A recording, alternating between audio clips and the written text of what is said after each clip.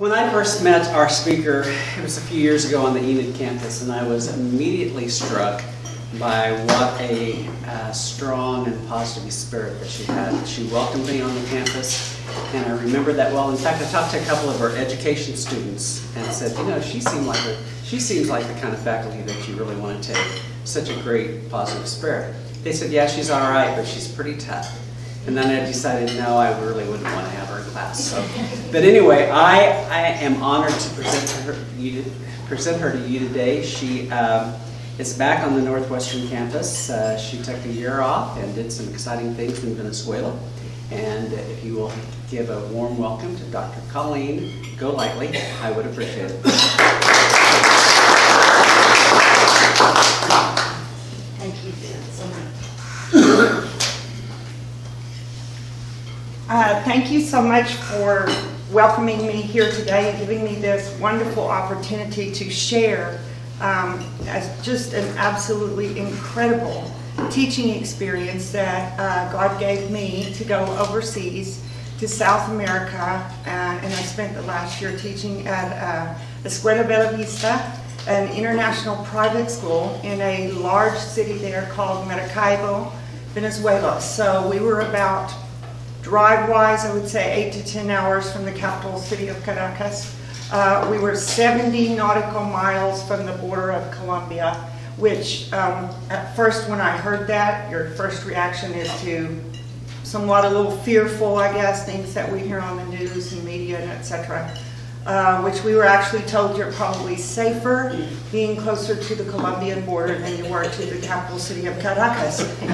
If you notice what's going on there, the president, his name is Maduro, leads his people through fear, terrorism, tactics, complete domination. It's a socialist government system.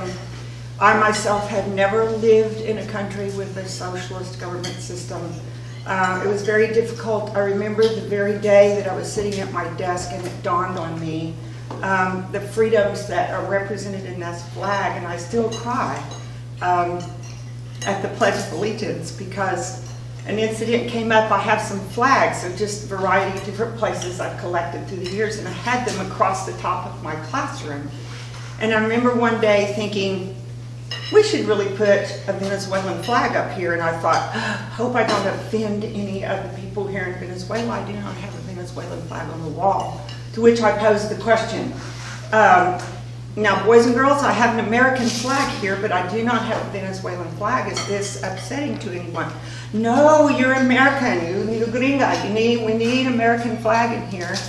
But why don't you have a Venezuelan flag? And I said, I just don't have one. Someone would bring me one, I'd be happy to put that up. Which a few days later, one of my 9th graders came toddling in with a flag. So we put the Venezuelan flag on the wall as well. And I remember the American flag being on the corner of my desk.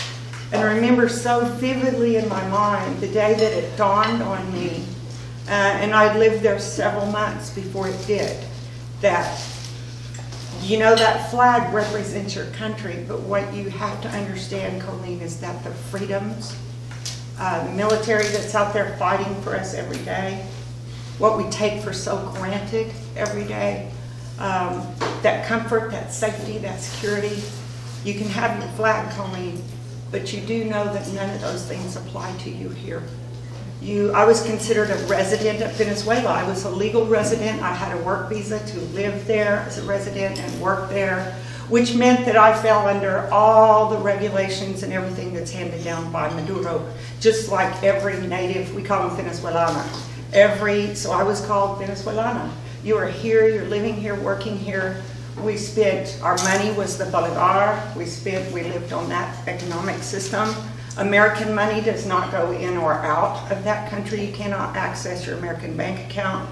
You cannot use an ATM and get your money out. No way, shape, or form. You actually have to leave the country and travel somewhere else to a small country around close to be able to even get any of your money. So if you run out of bolivars, you're in the same situation as anyone trying to live and make it in that country. So I remember so clearly, and I had to just stop, and I did get teary-eyed because I thought, I'm kind of scared, God. I'm really kind of scared because the freedom that I have here, I don't have there. does not exist there. I'm in a great deal of danger. And you just trust that God will protect you, and thank God he did. A robbery in my apartment brought me back home. Actually, I came home early. I was to be there 2 years, possibly 3. I was the 4th teacher at our school to be robbed. So in March, the school did send me back. It is a country of desperate people, desperate measures. I guess that saying came true. I lived it and I experienced it. I was really shocked to hear one day, teacher, maestra, when you go to town, you shouldn't walk. If you do, if you have to go somewhere close, take off your bracelet, take off your earrings, don't wear your jewelry, change your shoes. Don't go to town in the clothes that you have at school. Just remember being shocked at that. Don't take a purse, even if it's attached to your body. Don't have any money with you.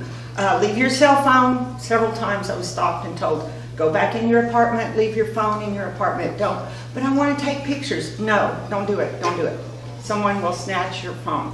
So we were viewed as Americans. You have a lot of money. You're in danger of some of those desperate people attacking you for that very reason. So it was really hard to get used to the fact you can't even walk 2 blocks from your apartment and feel safe. It was very difficult to adjust to. I remember I'd been there about 2 weeks, and they were having a peaceful protest, I guess if there is such thing, peaceful protest, down the town streets of one of the side streets. We were on our way, a group of teachers, to a restaurant. And it was a peaceful, they were just waving flags of Venezuela. There was an election coming up, which always brought out, could be real chaotic situations in town. They did not want us in town when elections were coming up. And they had warned us, don't be scared, it's fine. They're just promoting Venezuela, but it is a rising up in a way against Maduro and his rule and his reign of terror. But we're okay, it's safe, nothing to worry about. So you still go into the restaurant with just a little bit of fear of, I don't know if I really trust you and feel safe or not, only to see some of Maduro's army, they call it his militia, in their camis with AK-47s and M16s mounted on their shoulders, up and pointed and ready to go and on heightened alert looking at all of us. And I just cannot even tell you how that frightened me. And getting back home and talking to other teachers and saying, were you scared of that? No, it's fine, Colleen. Yeah, don't you see that back home in Guthrie, Oklahoma? Let me promise you, I had never seen that. If any of you have ever been to Guthrie, Oklahoma, no, we don't see that in Alva, Oklahoma. We don't see that in Guthrie, Oklahoma. But you see it in Maracaibo, Venezuela. And it's just that protest was going on in the streets, and they were just, Maduro had sent them to let the public know, my presence is here. If anybody even thinks about getting out of line, stepping out of line, doing something that looks hokey, we will not hesitate to take action and take you out. And I was like, oh my God. Then you don't want to leave your apartment. You don't want to go anywhere when it really hits you and you realize this is where I'm living and these are the conditions I'm living under. But as far as the teaching experience, I can't tell you, I've had the most incredible experience. I taught 6th grade, 7th grade, and 9th grade formal English classes. 100% of my students were Venezuelan. There were no American-born students in my classes. They were all Hispanic speaking as their first language. They were extremely proficient in English. This is a K-12 college, university-bound private school. That it cost a lot of money to go there. Most of our parents their dads were the men that own a lot of the very rich oil companies that control a lot of the oil. We hear that there's so much of that and so much money in the country of Venezuela. These kids' parents were very involved in those oil companies, which the sad part was they were gone from home a lot. Mothers were out shopping, spending money on their clothing, and whenever I would hear the students' response to my question of, why can't you find your library book, honey? Have you looked under your bed? You need to go look through things in your bedroom. You probably need to clean your bedroom. Oh, my maid does that. That was the response from my students. So mother was not really present in the home. Father was gone running his oil company. And they very definitely needed the mother figure, the hand on their shoulder. You're doing great. I love you so much. Venezuelan culture is a very warm, loving, affectionate, beautiful people. They're very festive. They're very happy. They love salsa dancing. I perfected my salsa dancing while I lived there. So learned a lot about their music, their culture. But the students, they were pushed to be so academically successful. Probably 90–95% of those graduates from that school will study here in the United States at top-notch universities. They are that academically high. Very smart, very bright, really intelligent. But some social skill aspects sometimes we had to address and talk about those kinds of things. So I can't tell you what I learned from the students. They were such a wealth of information for me. The teachers and faculty that I worked with were incredible. Our entire administration was Canadian. So our superintendent, the high school principals, elementary principals, they were all Canadian. We had many elementary and early childhood teachers in particular that were Canadian. We had a high school math teacher from Spain. Our yearbook technology teacher, Mr. Achi, was from the island of Trinidad and Tobago. We had a couple of teachers from Chicago, Illinois. We had someone from Texas. We had people from Indianapolis, Indiana. Mommy, one of our elementary teachers, was from Japan.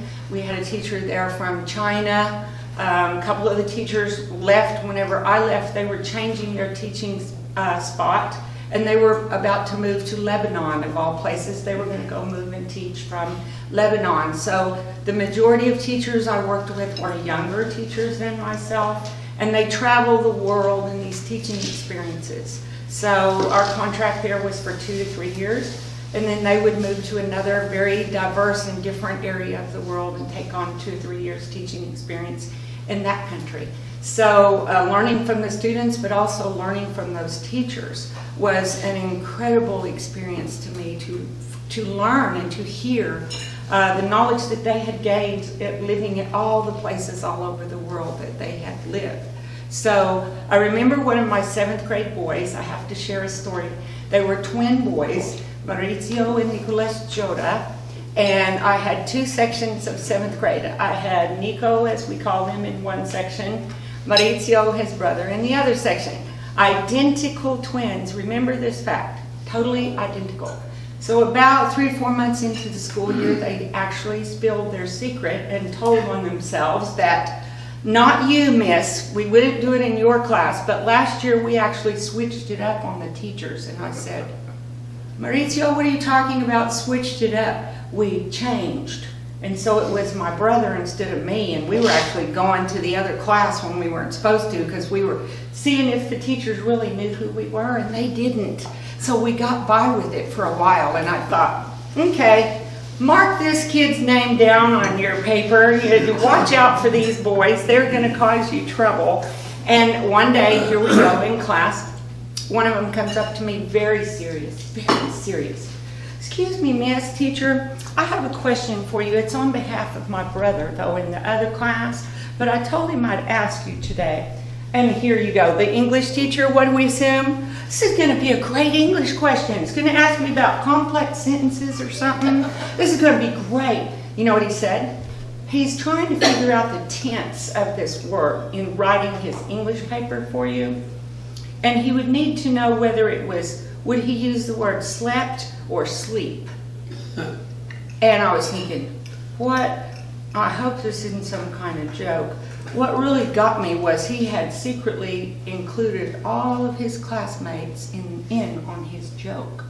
And so I'm thinking, no, he's really serious. So I'm going to answer his question, and I said, well, that would be, you would need to sleep. The word would be sleep. As soon as the word sleep came out of my mouth, do you know what 100% of my 7th graders did? Kept their heads down in this snoring, snoozing sound, and I'm standing going. No doubt my chin was on the floor. You know how hot I got as a teacher? I'm sure my face turned red, and my first reaction was to be so angry. How dare they? 100% of these kids pull this funny on me. And I'm like, Colleen, you're an experienced teacher. How could you have fallen for that?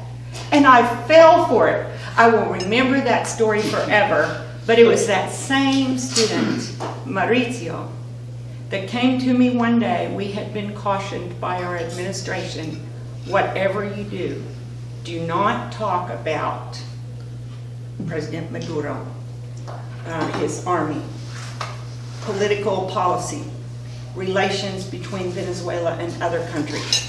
Americans have to really guard against this because the way I understand it, America is somewhat neutral on this situation. It's not that we don't want to be supportive and help Venezuela, but everyone is so scared to death of President Maduro. He's not a man that anyone wants to have anything to do with. No one wants to trade with him. He's a very dangerous man. And so we had been cautioned to look out for those conversations.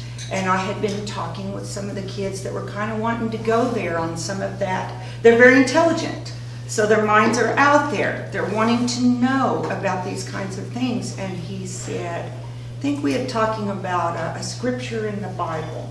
They're a strong Catholic country, but the kids are very knowledgeable about their scriptures.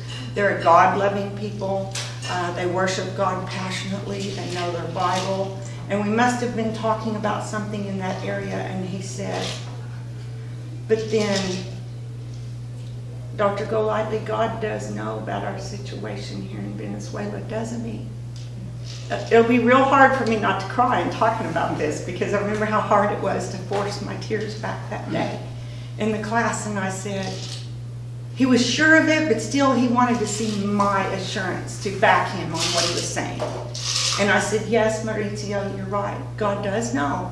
He knows that your people are living in a great deal of hardship and what's going on. He knows Maduro, doesn't he? He knows what he's putting his people through. Yes, yes, Maurizio. Yes, boys and girls, he does. So then what we have to do is just hang on, don't we? We have to keep praying. We have to keep reading our Bible. We have to just stay strong and be strong and know and believe in our hearts that God will help us. And change is coming for us here in Venezuela. And things are going to be better one day, aren't they?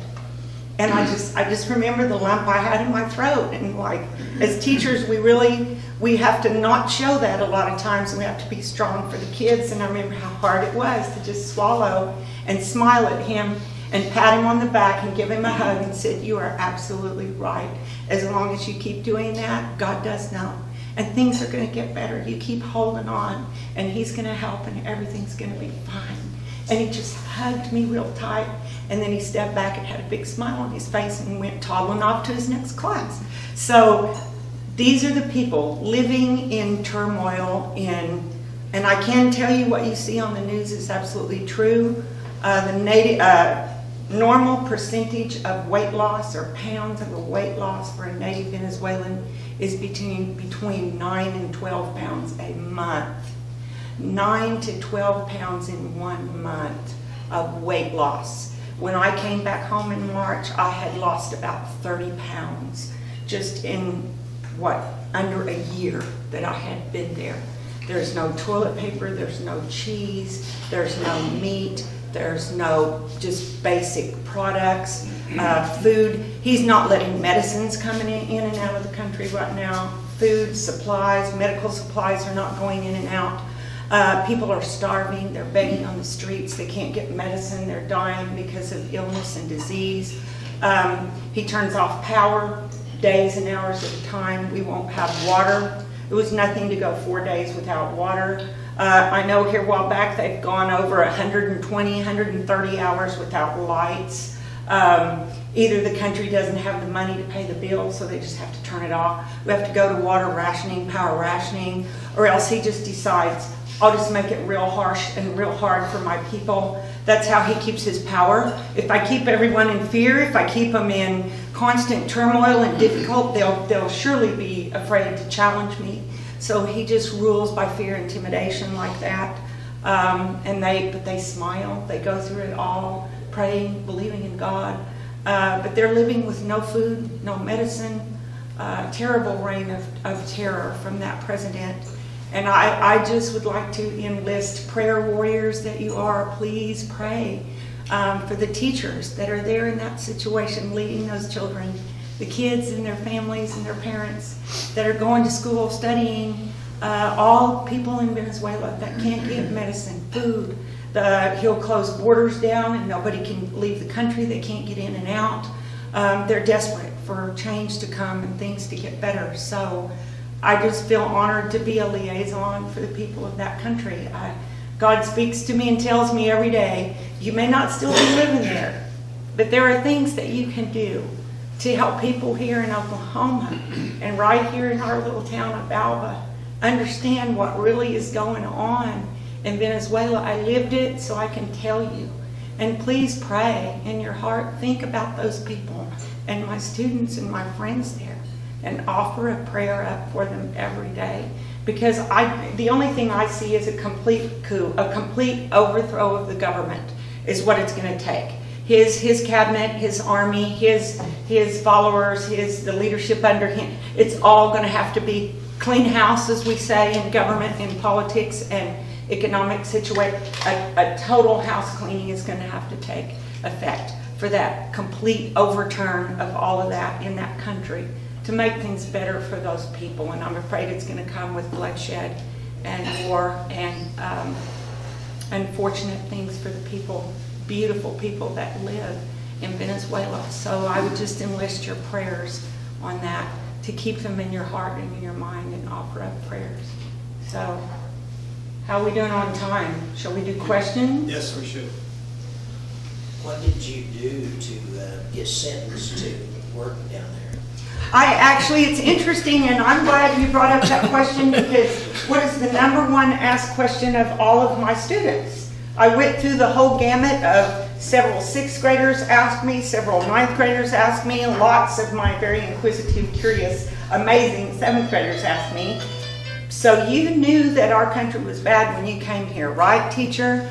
Yes, students, I did. So then, I'm not trying to be rude or disrespectful or anything. We're really thankful. I'm so happy you're here. And parents even ask me, so why would you do that? Why would you leave your family? What they wanted to know, you have a daughter that you love, you have a dog that you love, you had a great job. Why did you leave your university? Why would you want to come over here and teach us? And I said, let me tell you this is why I want. Your country is in turmoil. Things are really horrible.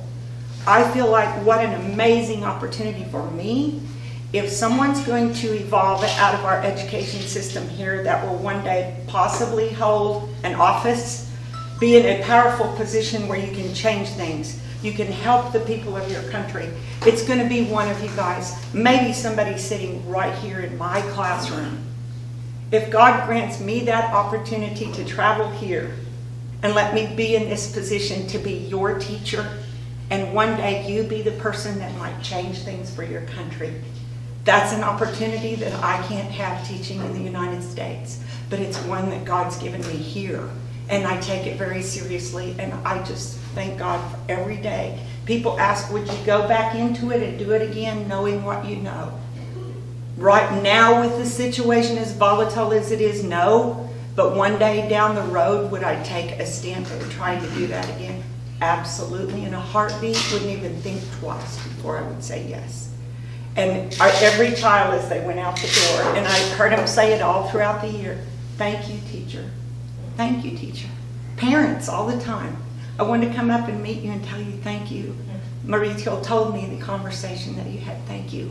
And I'm like, no, thank you, because I count this one of the most incredible teaching experiences, probably most incredible that I've ever had, just because of that. So, someone over here had a question too. Sorry, I didn't see who that was. Oh, I was just going to say that American students switch names too, but only when they have a substitute teacher. Oh, only with a substitute teacher. Yes. Speaking from experience. Yes, speaking from experience. Any other questions? I got called Americana, I got called Gringa. We're referred to as gringos and gringas a lot, and one of the kids actually one day said, shh, don't say that. That's supposed to be disrespectful when you say it. Is it? Teacher, is it? Do you feel disrespected if I call you a gringa? And I was like, no, not really. What are you talking about? And they said, in a formal sense, we've been taught that the proper word, we should really call you Americana, we shouldn't say gringa. But you really are, and I said, I really am, and I don't take offense if you say gringa. Maybe Americana in a school set maybe is better. So once they kind of let their guard down and you get really comfortable, then it was like, you Venezuelana, the teacher is gringa, gringa, pero no, maestra es Venezuelana. And I said, yes, I like that better when you call me Venezuelana. So you really are, you're living there, you're living, breathing that culture every day, so you really are Venezuelana. When the decision was made to move you out after the robberies, were you emotionally ready for that? Or did you No, stay? I realize now when my superintendent made that decision for me, looking back on it, I was so emotionally torn. I would not have made the decision. I only had about 2 months to finish that school year with my students. And the number one thing we're always told as teachers, you know how consistency is in a child's life. These kids are used to a drastic change about every 2 years anyway. They have teachers on 2-year contracts, and then they leave and a new set of teachers moves in. So about every 2 years, these kids are put through this upheaval of, now we've learned that teacher, and now we got to change, now where is she from? And now we have to learn this teacher. And my mind was made up. You can hold on, Colleen, I just need to be a little bit braver. I can stay here because I'm not running out on these children. You see strides of progress that you're making with them, and I'm like, I gotta finish this last 2 months, I'm not gonna leave. But I was so absolutely terrified. I was the only one of the 4 teachers that were robbed that was in my bed sleeping in the middle of the night when the guy got in my unlocked kitchen window. And I was on the 4th story in an apartment building. He scaled the outside of the apartment building and got in. And I'm such a light sleeper. I didn't hear a thing. I didn't know anything had happened till I got up the next morning. My computer was gone, my phone was gone, all my chargers, my cable, everything was gone. Walked past my purse on the table, but he took all my electronics and all that stuff. And when I realized I had been there and this man was walking through my house, I couldn't eat, I couldn't sleep. I was just constantly getting up in the night, turning the light on, just knowing that I heard stuff, and he was in there again. And especially the school told me probably he has stalked you. He's had to have been watching you when you really weren't aware. He knew that you were American, you had money, you were a single female, you lived in your apartment alone. He followed you, probably watched, he knew that you worked at Escuela Bella Vista, he knew your routine, what time you went home, or else he wouldn't have been able to break in. And when I realized that, I thought, so he could still be stalking me. I couldn't, mentally, I couldn't let it go. And it's funny how you don't realize what a wreck you are. Because when my principal and my administrative staff came to me and said, you're really not the best in the classroom anymore. You're very emotional, and you're showing things to your children. My students knew what happened, and they were very concerned. They were very worried about me, telling me all the time, you're not walking to town anymore, are you, teacher? Please don't walk to town. They just had my back. They just loved me, and they were so concerned about me. And the superintendent just stepped in and said, sorry, we're not even going to give you the chance. The school thinks it's the best thing to send you home. And it happened so quickly. The next afternoon, they had me in the airport, packed up, ready to go home. I was not allowed to go back and say goodbye to my students. I was not allowed to go back and say goodbye to the teachers I worked with, which still haunts me to this day, because teachers in our mind, we're not supposed to leave our children midstream. You got to see it through to the end with them, and it still just bothers me, because I got tons of emails, and what do you think the kids were saying? Why didn't you come back and give me a hug and say goodbye to me? I just wished I would have had a chance to say goodbye. Please promise you'll come back and see me. I promised my 7th graders before they graduate high school, I will be back in Venezuela and I will see them again. And if God help me, I'm going to go back and keep my promise to them. So it was just real hard. Their emails were filled with supportive, encouraging, it's okay, miss, we're just happy that you're back home with Afton and Peanut. They didn't say your daughter and your dog. They said, we're happy that you're back home with your family and Afton and Peanut. So they knew my daughter and my dog, and their deal was just relief that you're safe, you're home, you're okay. That's all that matters. But it was just important to me that they understood why. The administration addressed the entire school and told them what had happened and that it was the best for me, and clearly they understood that. But it's still hard, that little moment of goodbye that I didn't get with them. So. Is education over there voluntary or mandatory? It is voluntary. And what I wished I would have gotten to do was go into a public school setting. I did not get to go see that. That was on my list of to-dos because our school was private school.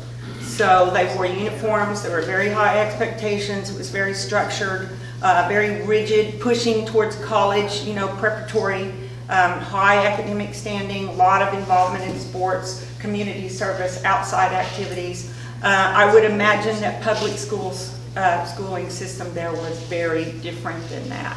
And I really wished I would have gotten to go into schools and see that. However, I did not get to do that. I'd like to go back one day and go into school and see that. So that would be interesting to make the comparisons. But Thank you very much, Colleen. thank you so much.